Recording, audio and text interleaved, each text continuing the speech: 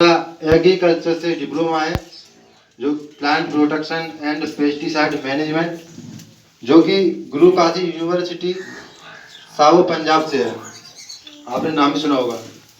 साथ ही में जो आपको ये प्रोडक्ट दिखाई दे रहे होंगे गेलेव कंपनी से सर्टिफाइड ट्रेनर एग्रीकल्चर से। अगली चीज, मुझे इस फील्ड में 3 साल से प्लस हो चुकी है और आज बात करूँ मैं एक्सपीरियंस की तो अच्छा एक्सपीरियंस है। आज मैं आपको कुछ गहराई की बात बताऊंगा। बात करूंगा पहले मैं आपके बीच में आलू को लेके, क्योंकि हमारे यहाँ पे बॉय भैया बहुत ज़्यादा मेहनत करते हैं और कुछ किसान हमारे हैं जिन्होंने बहुत हेल्प किया है बॉय भैया की, उनका बहुत बहुत धन्यवाद दिल से। देखिए, आपने जो अपने खेतों के अंदर हमारी खाद इस्तेमाल की है उसकी बहुत उसके अंदर ज़्यादा क्वालिटी है। वो काम किस तरीके से करती है मैं आपको बताऊंगा, क्योंकि आपने एक चीज देखी होगी, जिस खेत के अंदर आलू की फसल में हमारे जी पोटास का स्प्रे हुआ है उसमें कोई रोग आया है? जी अंकल जी, थोड़ा आप खड़े होकर सामने आ जाओ। देखो मेन चीज क्या है, रिजल्ट। और मैं आपके सामने कितना ही बोलता रहूं मेरा प्रोडक्ट ऐसा है, मेरा प्रोडक्ट वैसा है, ये काम करेगा, बोलने से कुछ नहीं होता। सीधे अपनी आंखों से देखिए, सही बोला मैं। और ऐसा नहीं है कि 1-2 किसानों के लिए इस्तेमाल कराया हो, 3-4 किसानों को इस्तेमाल किया है। तो अंकल जी आपसे भी रिक्वेस्ट है, प्लीज आप आया थोड़ा आ जाओ तो बता दो ना आप भी जाओ तो वीडियो जाएगी कंपनी, वीडियो थोड़ी अच्छी से करना। अंकल जी आपका शुभ नाम? संजीव कुमार जी। आप तो आप थोड़ा बताइए इनके लिए, आपने किस फसल के अंदर हमारे गेलवे किस्म के प्रोडक्ट इस्तेमाल किए हैं और क्या रिजल्ट है उसमें? आलू के लिए और हाँ आलू में किया है और अच्छा रिजल्ट है उसमें। रूट वो और ग्रीडिंग की बहुत अच्छी है, एक मतलब साइज बराबर हो। देखिए अंकल जी का कहने का मतलब है, वह अंकल जी ने एक खेत है जो कि 8 बीघे का है, उसमें आधे खेत के अंदर हमारे ये जीसी पावर इस्तेमाल किया था। ये बाल्टी में है, वो अंकल जी बैग में है, इतना अंतर, ठीक है, चीज एक ही है। तो ये इस्तेमाल किया है। जिस साइड में ये हमारा जीसी पावर डला हुआ है उसमें कोई रोग आया है? ना, कोई रोग नहीं आया। दूसरी क्वालिटी, रोग तो आया ही नहीं है। अगली आपकी जो दाने है उसमें दानों की संख्या ज्यादा है या कम है? ज्यादा है। दानों की संख्या भी ज्यादा है और उसमें जो साइज है दानों का कोई छोटा बड़ा नहीं है, सब एक सेम साइज है। लेकिन जो बाहर में हमने पौधे उखाड़े थे 3 से 4 पौधे, मैं आया था पहले एक बार और, तो उसमें कोई दाना छोटा था कोई बड़ा था। तो यानी कि जो हमारे जीसी पावर इस्तेमाल किया गया है लगभग मेरे हिसाब से 20% पैदावार एक्स्ट्रा मिलेगी। अंकल जी मानते हैं? हाँ बिल्कुल सही। मैं ये आपको कम से कम लेके चल रहा हूँ। यहाँ पे 2 आलू मान लो, एक बोरी हम पैकिंग करेंगे, यहाँ पे 2 आलू जगह घेरेंगे, यहाँ पे 1 आलू जगह घेरेगा, तो आलू की जो बैग है मात्रा बढ़ेगी या घटेगी? फिर बढ़ेगी, सीधी जायज़ सी बात है। दूसरी चीज, और हमारे किसान भाई मुझसे बहुत ज्यादा सवाल करते हैं। थैंक यू अंकल जी, आपका बहुत बहुत आएगा। अंकल जी की तालियां होनी चाहिए। थैंक यू अंकल जी। कुछ किसान हमारे ऐसे हैं जो थोड़ी साइड में मुझसे पूछते हैं, भाई इसका नाम पोटास है लेकिन ये फंगस को कंट्रोल कैसे करता है? एक सोचने की बात है ना, इसके नाम तो पोटास है लेकिन ये आपकी फंगस भी रोक रहा है, चुरा रहा है उसको भी रोक रहा है, और साथ ही ये गिरार को भी मार रहा है। जबकि एक जो मेटल एक्सल हम देते हैं 4% 8%, जहां तक कि किसान अपने आलू की फसल के अंदर 35% मेटल एक्सल स्प्रे करते हैं। सही बोला अंकल जी? मैं देखिए, अगर मैं ऐसे ही बोलता रहूंगा तो एनर्जी नहीं आएगी। जैसे आप थोड़ा बहुत उधर से मुझे आवाज दोगे ना तो देने में अच्छा ही लगेगा। तो किसान बोलते हैं, मैं तो आपको एक गहराई बात बता रहा हूँ। देखिए, जो हमारे खेत के अंदर या कोई पौधा हो सकता है, एनी बड़ी फसल, उसमें जब फंगस आती है ना तो होता है आपका एक शाकाहारी फंगस होती है। वो शाकाहारी जीव क्या करता है, जैसे पेड़ पौधे पत्तियां है ना, फल फ्रूट, उनके लिए खाता है वो। और एक जीव होता है मांसाहारी, शाकाहारी को खाता है, खाता है ना। जैसे बाज है, बाज क्या है, शाकाहारी तो नहीं है, वो मांसाहारी है। तो हमारा ये जो तो वो जो लगी हुई है फंगस फसल में, वो एक शाकाहारी है। उस फंगस को खाने के लिए हमारी कंपनी ने एक ऐसे बैक्टीरिया का निर्माण किया है जो कि इसके अंदर मांसाहारी है। जो बैक्टीरिया लगे हुए हैं शाकाहारी, उन बैक्टीरिया को ये खा जाते हैं। जो खा जाते हैं तो हमारी फसल क्या है, स्वस्थ हो जाती है। जैसे मान लो हम जब पानी देते हैं अपने खेतों के अंदर, तो वहाँ पे बगुला, चील, कौआ, कितने एक साथ से बहुत पूरा खेत भर जाता है वहाँ पे। तो वहाँ पे जो केंचुए वगैरह वो क्या है, शाकाहारी है, एक जीवो कि दूसरे जीव को नहीं खा सकते हैं। लेकिन बगुला क्या है, एक मांसाहारी है। चील क्या है, एक मांसाहारी है। बाज एक मांसाहारी है, उस जीव को खा जाता है। सेम दैट उसी प्रकार इसके अंदर भी मांसाहारी है। एक उदाहरण के लिए आपसे बगुला मान चलो, वो खा जाता है, उसके लिए फंगस खत्म हो जाती है। इसकी ये एक गहराई की बात है। जब हम अपने आलू की फसल के अंदर मेटालेक्सल स्प्रे करते हैं तो आपके आलू का जो साइज है ना, उसका ग्रोथ रोक देती है। आलू आपकी मोटा नहीं होगा। वहाँ पे पौधा के लिए आपको डाल दिया कॉमा में।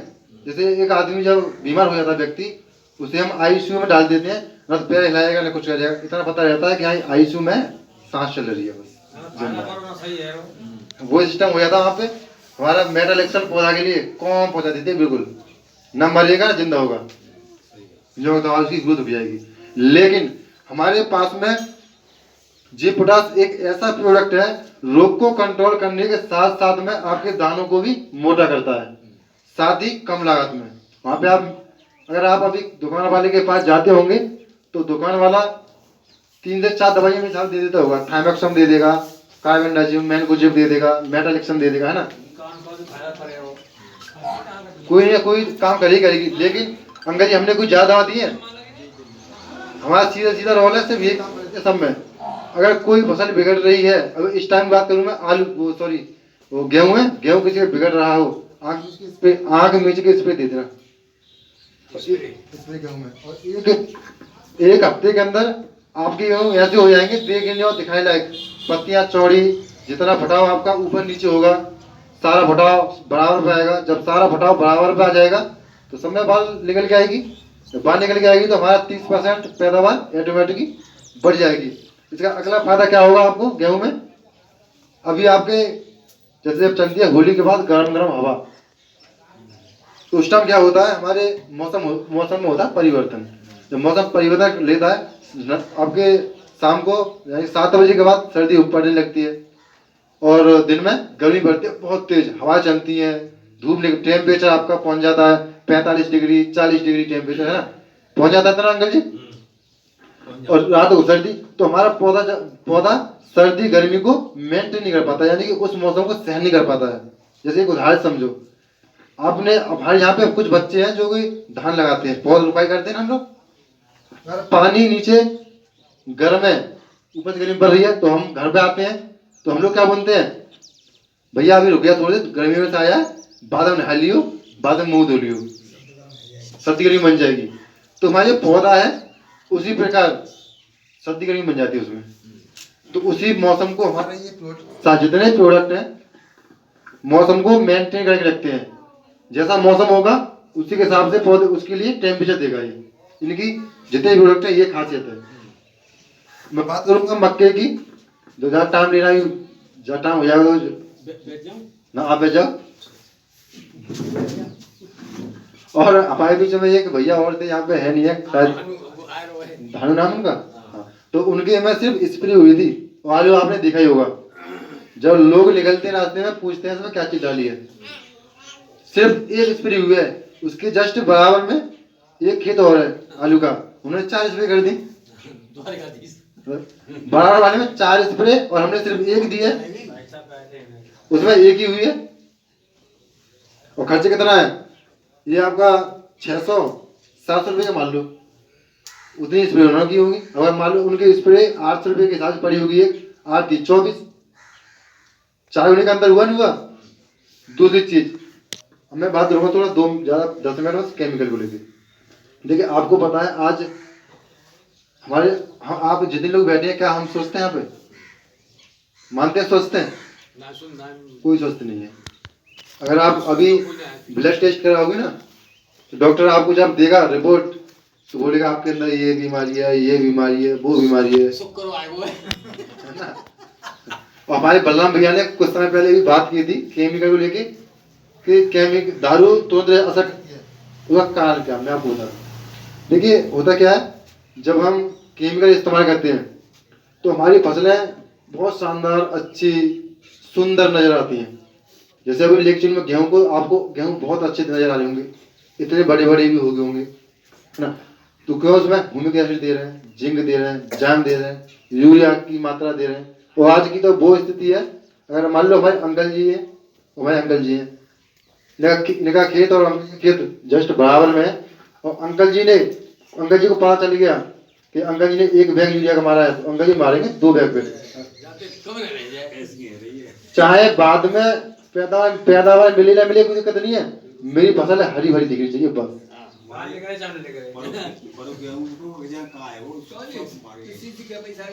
मैं आपको सब बताऊंगा।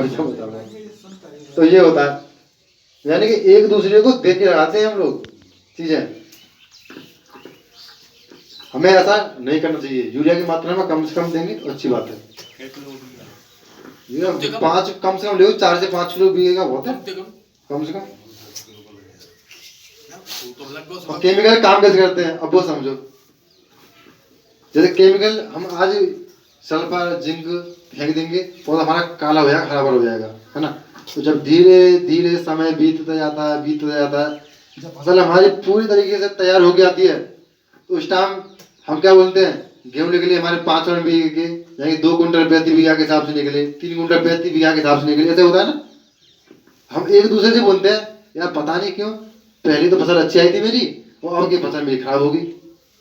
इसका कारण क्या होता है, अब एक उदाहरण से समझाऊंगा मैं। मान लो एक लेडीज होती है, आज के समय, आज की स्थिति वो है कि एक लेडीज प्रेग्नेंट होने के 4 महीने बाद दवाइयाँ खाना शुरू कर देती है। अंकल सही बोल रहा हूँ मैं? आज लेडीज जब प्रेग्नेंट हो जाती है 3 से 4 महीने बाद दवाइयाँ खाना शुरू हो जाती है वो, और दवाइयाँ खाना जब शुरू कर देती है तो वो खाना भी पकाएगी, रोटियां भी पकाएगी, आपका जो भी घर के काम होते हैं सब काम करती रहती है। और धीरे और घर वालों को नजर आता है कि हाँ हमारी बहू पूरी तरीके से स्वस्थ है। जो धीरे धीरे धीरे समय बीतता जाता है, जो जब एक बच्चे को जन्म देती है वो 8 से 9 महीने बाद, अब 9 महीने तो पहुंच ही नहीं पाते हैं, 7 पे 7 पे 7.5 पे, क्योंकि शरीर स्वस्थ नहीं है। तो हम जो केमिकल इस्तेमाल कर रहे हैं मिट्टी के अंदर, वो कहाँ मिल रहा है, हमारी बॉडी के अंदर जा रहा है अनाज के माध्यम से। तो जो लेडीज है वो कितने चल रही है, दवाई, अंग्रेजी दवाइयाँ खा रही है, वो अंग्रेजी दवाइयाँ खा रही है, रिजल्ट आता है तो वो एक बच्चे को जन्म देती है, रोगी बच्चे को, वो 2 किलो का होता है, 2.5 किलो का होता है, इतने होता ना, वो तो इस टाइम 1.5 किलो का। जैसे एक वही सिस्टम आपके उसमें आता है, फसलों में होता है। शुरुआत में वो अंग्रेजी दवाइयाँ दे रहे हैं, हम अंग्रेजी दवाई दे रहे हैं, तुरंत असर दिखा रही है। उसी प्रकार माँ के अंदर भी ऐसा दिखा रही है, वो लास्ट में रिजल्ट भी करेगा उधर माँ का, उधर फसल हो जाता है उस तरीके से। तो हमें केमिकल से ज़्यादा इस्तेमाल नहीं करनी चाहिए, कम से कम हमें इस्तेमाल करनी चाहिए। दूसरी चीज़, मान लो आज मैं एक किसान हूँ, मैंने आज यूरिया दिया। हम कुछ किसान ऐसे बोलते हैं कि मैं कभी केमिकल नहीं खाता हूँ, कभी दारू नहीं पीता हूँ, है ना, बोलते हैं। मान लो आज किसान जब मिट्टी के अंदर यूरिया सल्फर डाल रहा है, पहले डालते हैं मिट्टी के अंदर, मिट्टी में क्या, फिर वो मिट्टी में घुलेगा, मिट्टी में घुलने के बाद जो पौधे की जड़ें होती हैं, पौधे की जड़ें उन सारे तत्वों को, जो केमिकल डाला है, हमने जहर डाला है, उनको एब्जॉर्ब करते हैं, यानी सोखते हैं उस पौधे को जड़ के माध्यम से। जड़ में से कहाँ आएगा, फिर तने में आता है सीधा वो, तो तने के माध्यम से बेचारा आपका टहनियों में, और टहनी के बाद क्या है, फ्लावरिंग होती है आपकी, यानी फूल बनता है, फूल में पहुंच चुका हो, फूल के बाद क्या बनेगा, फल बनेगा आपका।